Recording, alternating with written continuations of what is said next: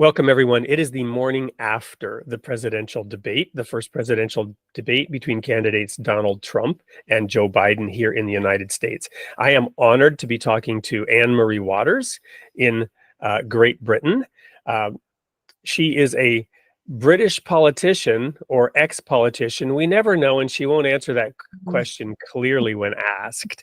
However, I'm so honored to be with her, not necessarily to talk about a political analysis of the election, but nonetheless to understand her perspective in the context of the upcoming release of a paperback of a book she wrote in 2020, before January 6th, in defense of democracy. Welcome to the studio, Anne-Marie Waters. Hi, Wade. Thank you very much. Lovely to be here.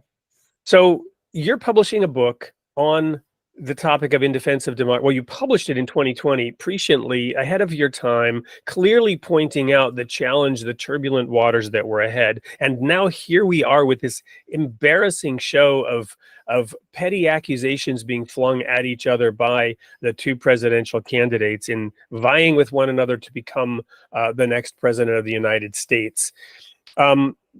You and I, in different ways, both try to stand apart from partisan politics, especially you these days, and me for religious reasons. But tell me, what is your reaction to this in light of your upcoming release of the paperback of your book on July 4th, the American Independence Day, from that oppressive evil power over across the pond? Yes. What is my reaction? Oh Lord, it's alarming to me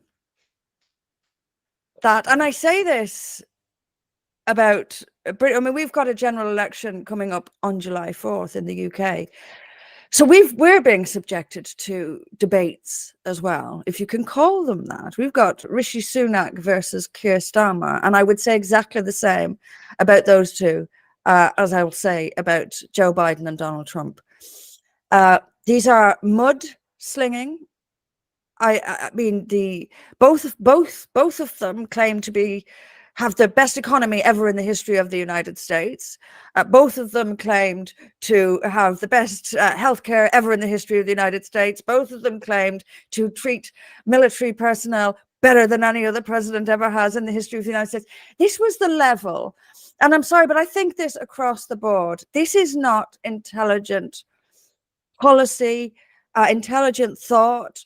These are not. I am uncomfortable as a citizen of Western civilization with the idea, frankly, that either of those two men would lead the free world. There is no commitment to genuine democracy and freedom from either side that I can see. I tend, as I'm against mass immigration, so I tend to veer, of course, towards Donald Trump. But preferably, if I were an American, and I know that many Americans feel this way, I would prefer it was neither of them. I would like to see a candidate stand up here who understands the importance of America, who understands what the Constitution is, why it was written as it was, why it contains what it contains, and a firm defense of that Constitution. I want to know someone who is intelligent and understands that Constitution. I want to see someone who understands America's responsibility as a world leader. I want to see someone who thinks. I don't want to hear, I had the best economy in the history of the United States. This is not the caliber, and it's exactly the same here, don't get me wrong, I mean no offense. This is not the caliber of person I would like to see leading the free world. And if I look at the United Kingdom, similar. It is the same. It is trading insults. It is empty slogans. It demonstrates a lack of thought and commitment to genuine freedom and democracy. And I'm worried about the future of the Western world when people of this caliber, and I think many of them lack intelligence in comparison to the people they govern. A lot of the people they govern are both more intelligent and have higher moral standards than the people who lead us. That worries me, and I think that's a part of the loss of democracy has led to that. We don't live in a democracy. It comes from the Greek demos kratos, rule of the people. This is not the rule of the people. This is people being lied to, deceived by a corrupt political class, by a corrupt media.